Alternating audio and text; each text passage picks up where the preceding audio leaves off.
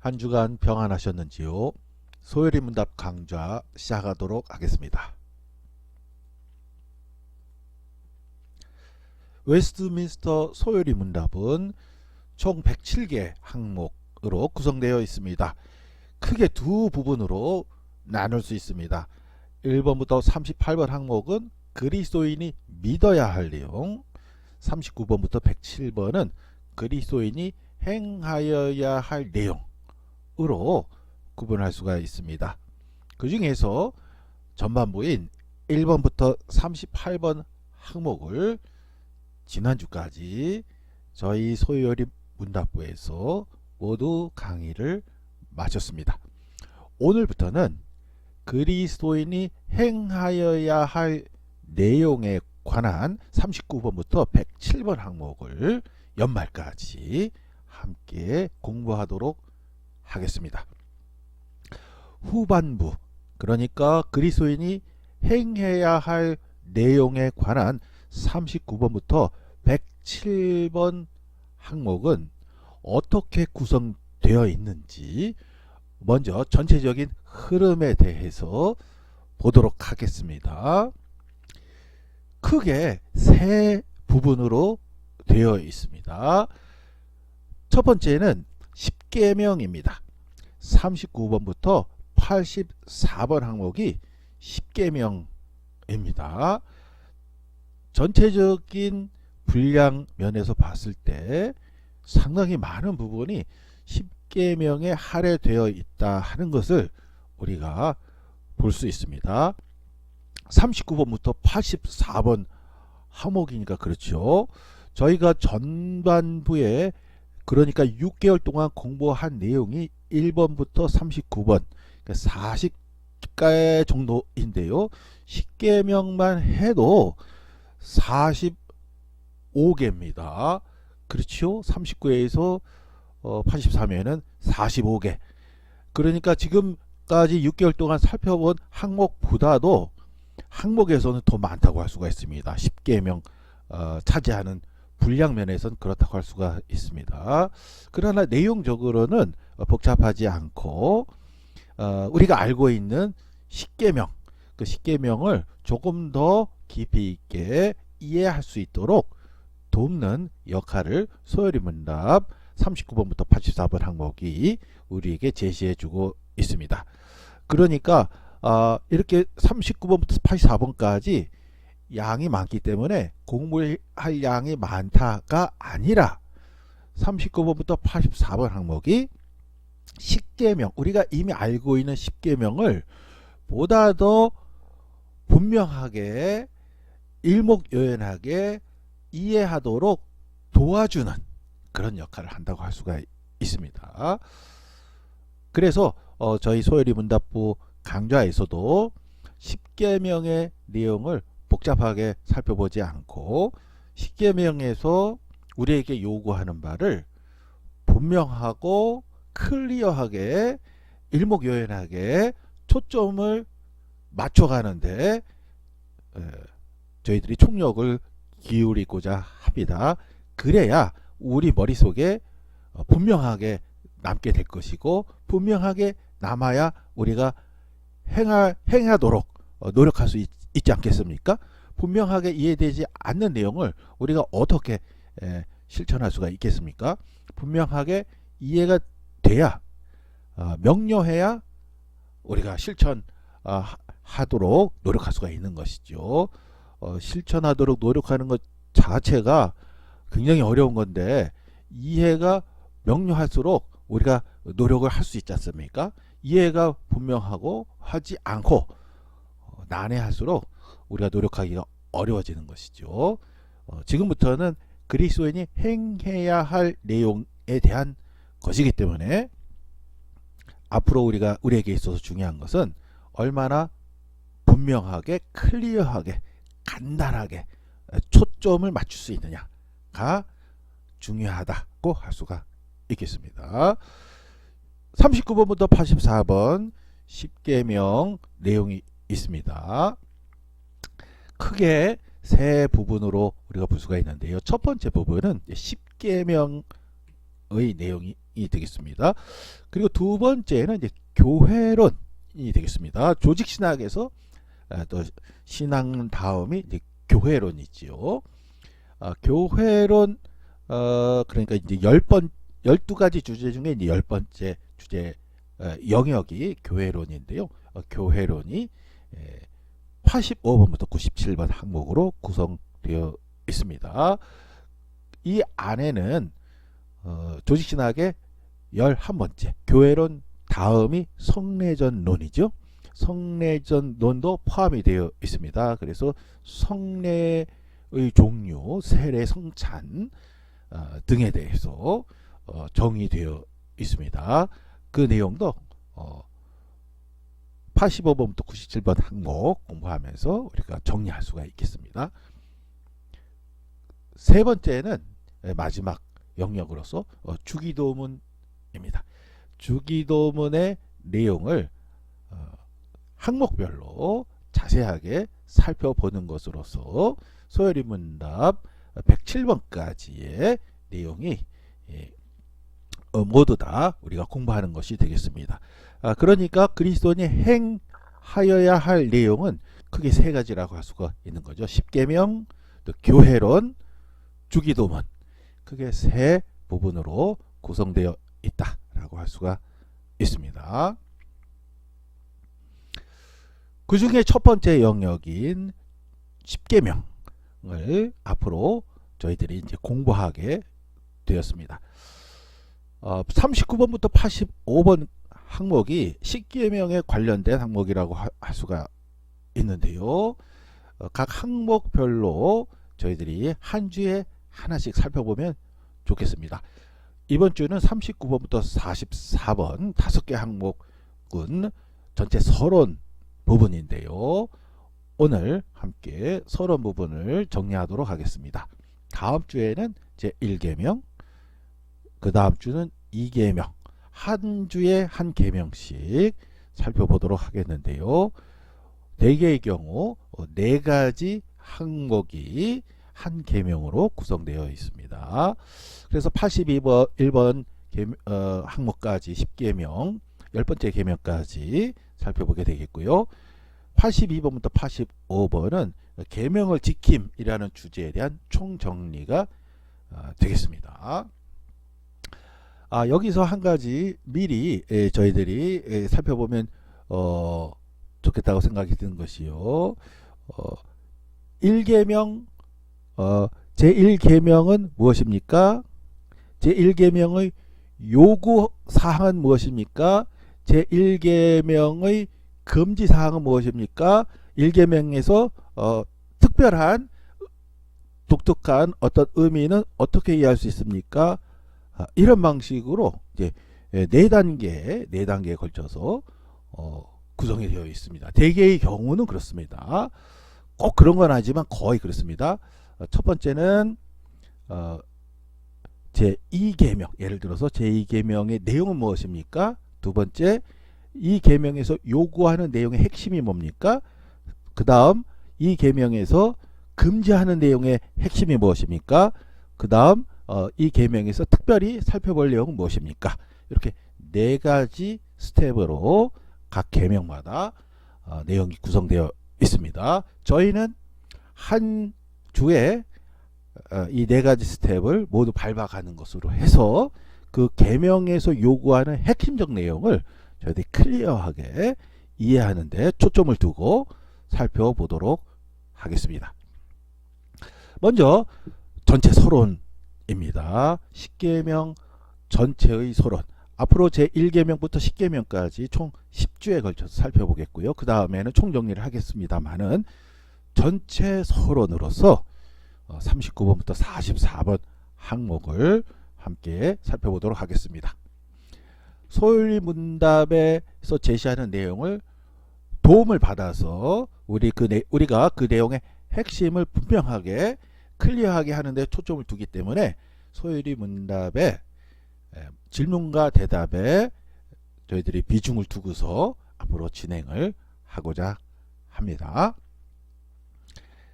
먼저 질문입니다. 39번 질문입니다. 하나님께서 사람에게 요구하시는 의무가 무엇입니까? 영어 한번 볼까요? What is the duty which God requireth of man? 하나님께서 인간에게 require, 요구하시는 duty, 의무가 무엇입니까? 하나님께서 말씀하시는 것은 우리에게 의무가 되는 것이죠. 여기서 참고적으로요, 영어 단어에서 require를 requireth, th로 끝나지요. 이것은 이제 고체 영어가 되겠습니다. 지금부터 이제 400년 전 영어 문장이기 때문에 고체가 사용된 것이죠. 영어 문장에서 특히 동사나 대명사, 인칭 대명사에서 이제 고체가 등장하는 경우가 있습니다. 자, 아무튼 하나님께서 우리 인간에게 요구하시는 의무가 무엇입니까? 39번 대답입니다. 하나님께서 사람에게 요구하시는 의무는 그의 계시된 뜻에 복종하는 일입니다. The duty, 의무가 무엇입니까? The duty which God requireth of man. 하나님이 인간에게 요구하시는 duty, 의무는 무엇입니까? Duty is obedience. 복종하는 겁니다. 순종하는 겁니다. To his revealed will. 하나님께서 계시하신 뜻에 obedience, 복종하는 겁니다. 하나님께서 우리에게 알려주신 그 뜻에 우리가 순종하는 것, 복종하는 것이 바로 우리에게 의무로 주어졌다 라는 내용이 되겠습니다. 40번 질문입니다. 하나님께서 사람의 복종의 법으로 처음 계시하신 것이 무엇입니까? 하나님께서 그분의 뜻을 계시해서 알게 해주셨다 라고 하였죠. 그래서 reveal, 계시라는 말은 하나님이 인간에게 알게끔 하는 것이 계시의 뜻이지요. 처음으로 하신 것은 무엇입니까? What did God at first? 처음으로 reveal, 계시하신 것. 우리 인간에게 하나님이 알게 하신 것. To man for the rule of his obedience. 그에게 복종하도록 법으로서 인간에게 계시하신 첫 번째의 것이 무엇입니까? 대답입니다. 하나님께서 사람에게 복종의 법칙으로 처음 계시한 것은 도덕법이었습니다. The rule which God at first revealed to man for his obedience was the moral law. moral law, 도덕법이다 라고 정의되어 있습니다. 41번 질문입니다. 그 도덕법이 요약되어 담겨 있는 곳이 어디입니까? Where is the moral law summarily comprehended? moral law 안에 하나님의 뜻을 계시하셨다, 알게끔 하셨다라고 하셨는데, 그 moral law가 summarily, 요약되어서 comprehended, 이해되도록 담겨 있는 곳이 where, 어디 있습니까? The moral law is summarily comprehended. 도덕법이 요약적으로 이해되도록 담겨 있습니다. In the Ten Commandments. 십계명 속에 담겨 있습니다.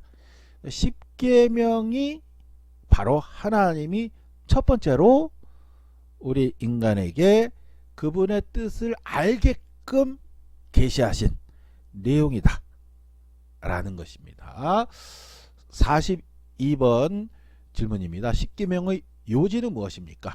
먼저 십계명 전체의 요약부터 언급하고 있습니다. What is the sum? 전체, sum, 요약, 요지는 무엇입니까? Of the Ten Commandments.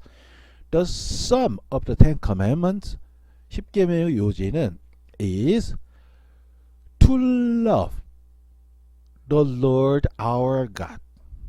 우리의 하나님, 주 하나님을 to love, 사랑하는 것. With all our heart, 우리의 마음을 다해서. With all our soul, 우리의 영혼을 다해서. With all our strength, 우리의 온 힘을 다해서. And with all our mind, 우리의 온 뜻을 다해서 하나님을 사랑하는 것입니다. And our neighbor as ourselves. 이웃을, 우리들의 이웃을 우리 자신과 같이 사랑하는 것입니다. 그러니까 하나님을 마음을 다해, 영혼을 다해, 힘을 다해, 온 뜻을 다해 하나님을 사랑하는 것, 그리고 이웃을 또한 사랑하는 것이 앞으로 살펴볼 십계명 전체의 sum, 요지다 라고 정리할 수가 있겠습니다. 43번입니다. 십계명의 머리말은 어떤 것입니까? What is the preface to the Ten Commandments? 십계명이 성경에서 나오지요. 출애굽기 15장에서 등장하는데 이 십계명이 등장할 때 그 앞에 머리말이 있습니다. 머리말로 시작을 하고 그 다음에 십계명이 시작이 합니다. 그 십계명은 다음과 같습니다. 십계명의 머리말은 이러합니다. 나는 너를 애굽 땅 곧 노예의 집에서 너를 데려내온 너의 주 하나님이다. 십계명은 이렇게 시작합니다. 1계명, 2계명, 3계명 하기 전에 이렇게 시작합니다. 나는 너를 애굽 땅 곧 노예의 집에서 너를 데려내온 너의 주 하나님이다 라고 하면서 시작합니다.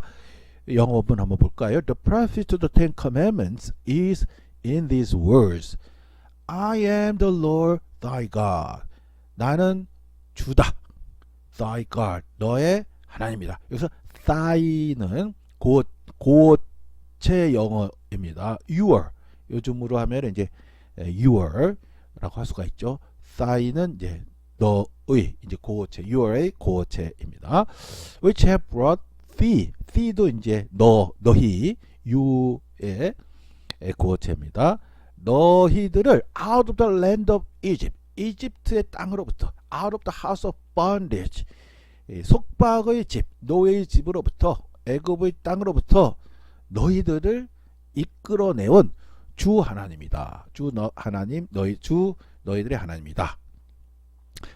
라고 십계명이 시작을 하고 있습니다. 그렇지요.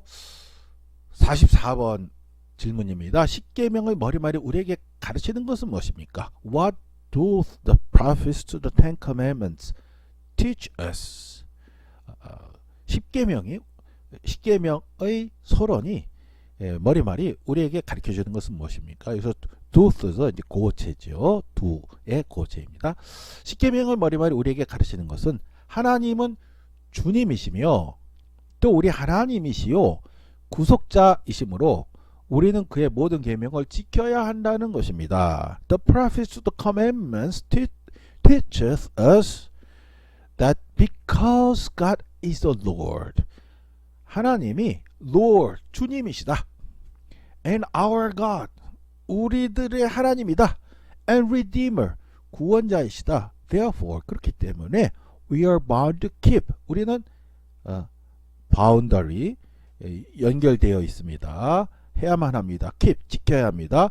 all his commandments, 그분의 계명들을 모두 지켜야 합니다. 십계명의 머리말이 우리에게 가르쳐 주는 것, 하나님에 대한 이해가 다음같이 나와 있죠. The Lord, 주님이시다. Our God, 우리들의 하나님이다. 하나님은 God, 하나님은 The Lord, 정관사가 있습니다. 유일한 주님이시다. 유일한 하나님이다 하는 것이고요. 근데 유일한 하나님이 Our God, 우리들의 하나님이다. 관계가 맺어지는 거죠. 관계가 맺는데 소원한 관계가 아닙니다. Redeemer, 하나님이 우리를 구원하시는 구원의 하나님이다. 그렇기 때문에 우리는 모든 계명을, 그분의 계명을 지켜야 한다를 십계명의 머리말이 우리들에게 가르쳐 주고 있다라고 할 수가 있겠습니다. 지금까지 살펴본 내용의 핵심 내용 한 가지만 저희들이 초점을 두고서 생각을 해보겠습니다. 테스타멘트라는 단어가 있습니다. 굉장히 중요한 단어이지요. 구약 성경은 구약 Old Testament입니다. 예수님의 사역을 지칭해서 New Testament, 새로운 계약, 신약이라고 합니다. 테스타멘트 너무나도 중요하지요. 히브리어는 베리트라는 단어고요. 헬라어로는 디아테케라는 단어입니다. 이 테스타멘트, 계약이라는 단어인데요. 이 테스타멘트에 대한 이해가 오늘 십계명 전체 서론으로서 저희들에게 주어진 내용을 이해하는 데 있어서 가장 핵심되는 내용에 대한 이해를 도와줄 수 있다고 할 수가 있겠습니다. 이 테스타멘트, 구약, 신약, 너무나도 중요한 단어죠. 이 테스타멘트에 대한 이해를 성경적인 관점에서 살펴보도록 하겠습니다. 많은 내용을 저희들이 살펴볼 수 있겠습니다만은 가장 핵심되는 내용 한두 가지만 초점을 두고 살펴보겠습니다. 먼저 계약의 조건입니다. 계약이 성립되기 위한 조건이 있습니다. 계약이 성립되기 위한 조건은 계약의 당사자가 있어야 됩니다. 계약의 당사자, 곧 A와 B가 있어야 합니다.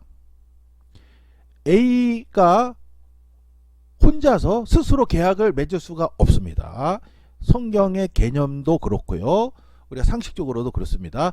계약은 계약의 당사자가 있어야 됩니다. A와 B 사이의 관계에서 계약은 성립될 수가 있습니다. 하나님만 계시고 우리 인간은 존재하지 않는다. 그러면 계약은 있을 수가 없습니다. 하나님이 있고 또 인간, 계약의 당사자가 있어야 됩니다. A와 B가 있어야 한다. 계약의 조건입니다. 어떠한 상황에서도 계약은 계약의 당사자들이라고도 할 수가 있는데요.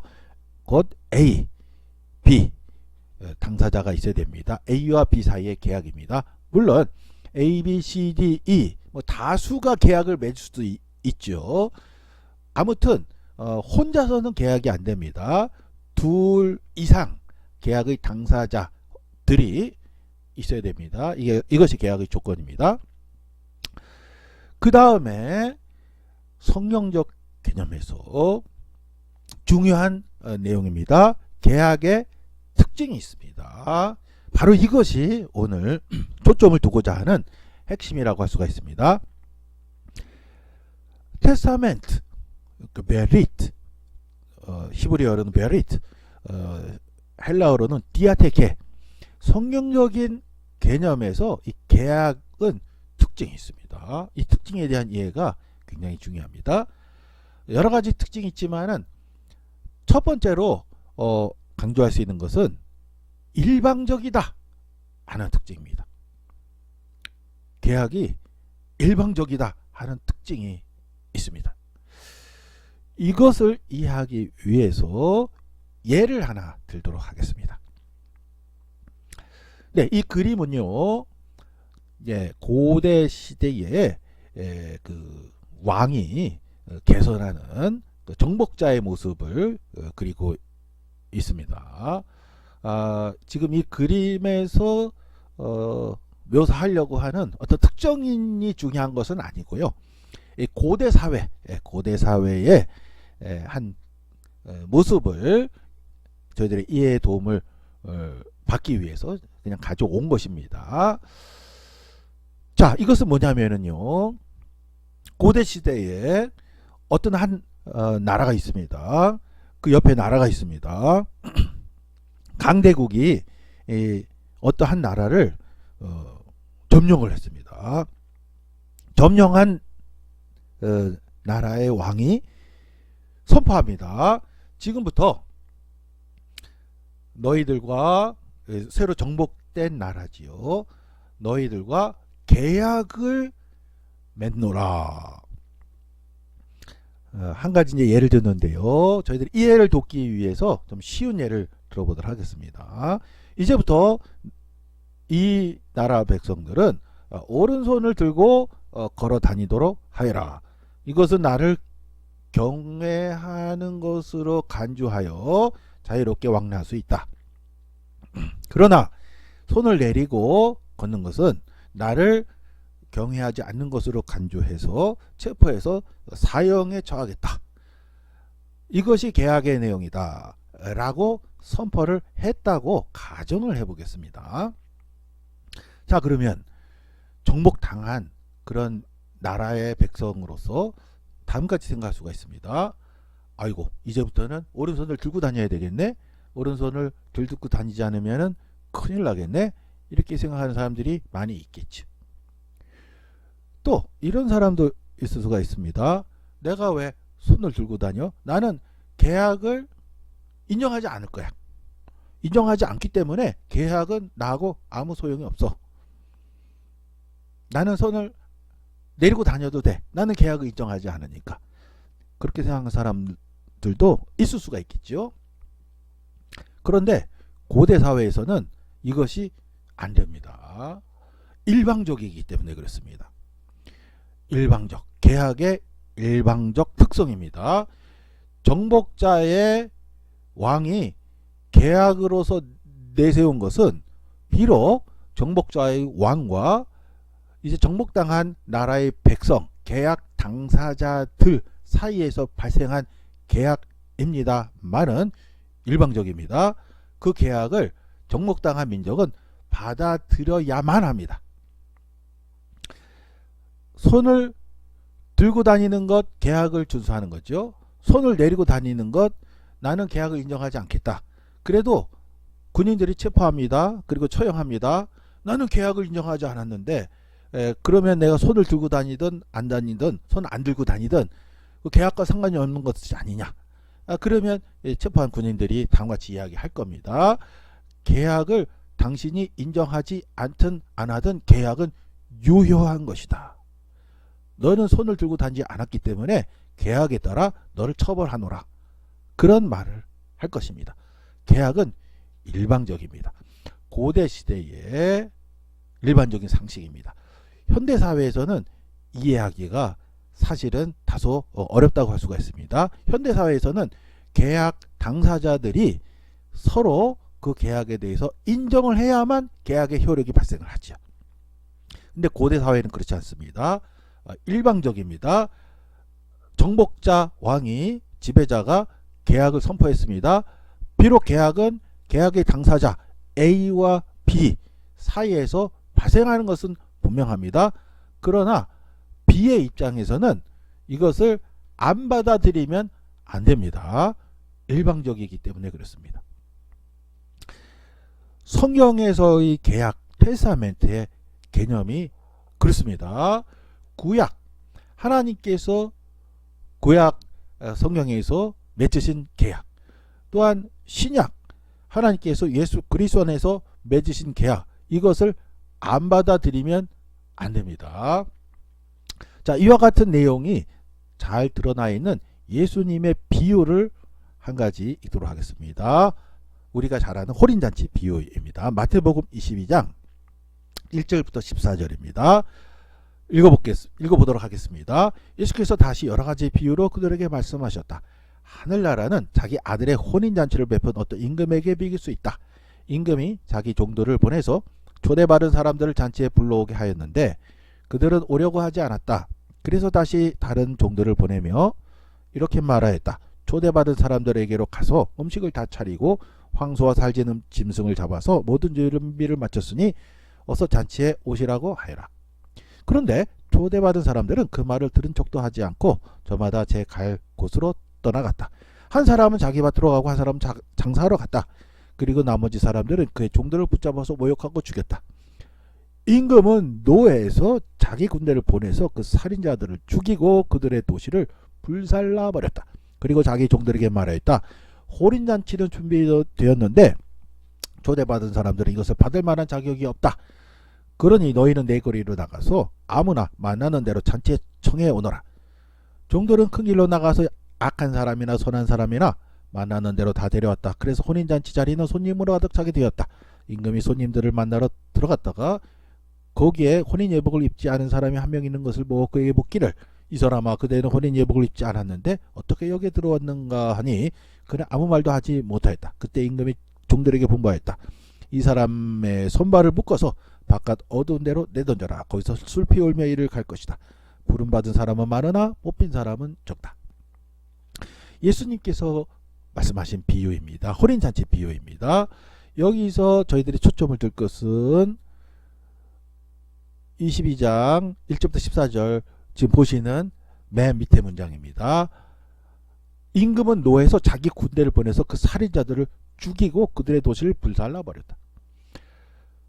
먼저 상식적으로 생각해 보겠습니다. 혼인잔치입니다. 혼인잔치에 초대받았습니다. 사람들이요. 동네 사람들이요. 자, 혼인잔치에 가면은 어떻습니까? 잘 먹을 수가 있죠. 그죠? 지금도 결혼식 혼인잔치에 가면은 잘 먹지 않습니까? 잘 먹을 수 있습니다. 즐겁습니다. 그런데 가고 싶지 않은 사람들도 있습니다. 뭐 바쁜 일이 있다든지 다이어트를 한다든지 그래서 굳이 뭐 갈 수도 있지만은 안 가고 싶은 사람도 있을 수가 있습니다. 그래서 안 갑니다. 가벼운 이유든 뭐 큰 이유든 초대받긴 했지만 안 갈 수도 있지 않습니까? 그래서 안 갔습니다. 안 간 사람은 어떻게 됩니까? 임금이 군대를 보내서 죽이고 도시를 모두 불살라버립니다. 일방적입니다. 안 가면 안 됩니다. 예수 그리스도 안에서 하나님께서 우리에게 구원을 베푸셨습니다. 이것은 일방적입니다. 예수 그리스도를 받아들여서 하나님의 천국잔치의 초청에 응하면 영원한 생명을 얻게 됩니다. 그러나 예수 그리스도 안에서 우리에게 제시된 천국잔치로의 초대에 응하지 않으면 영원히 멸망합니다. 이것은 일방적입니다. 우리 인간이 동의하건 동의하지 않건 유효합니다. 이것을 알고서 지키지 않아도 유효합니다. 혹은 복음을 미처 전해 듣지 못해서 미처 이런 사실을 알지 못해서 초청에 응하지 못한 경우도 있을 수 있습니다. 그래도 할 수 없습니다. 이 계약은 유효합니다. 오직 예수 그리스도 안에서 우리에게 인간에게 지시된 천국잔치의 초청에 믿음으로 응한 사람은 천국잔치에 들어갈 수가 있습니다. 그렇지 않은 사람들은 들어가지 못합니다. 이것은 일방적입니다. 우리 인간이 받아들이든 받아들이지 않든 동의하든 동의하지 않든 일방적입니다. 핵심 내용만 강조하고 오늘 마치도록 하겠습니다. 43번 항목은 십계명의 서론이었죠. 나는 너를 애굽 땅 곧 노예의 집에서 너를 데려내온 너의 주 하나님이다. 이 서론의 핵심 내용은 44번 항목에서 강조되고 있습니다. 십계명의 머리말이 우리에게 가르치는 것은 하나님은 주님이시며 또 우리 하나님이시요 구속자이시므로 우리는 그의 모든 계명을 지켜야 한다는 것입니다. 성경을 통해서 우리에게 계시된 내용은 일방적입니다. 하나님께서 우리에게 계시하신 내용입니다. 우리가 그것을 지켜야 합니다. 동의를 하든 동의하지 않든 유효합니다.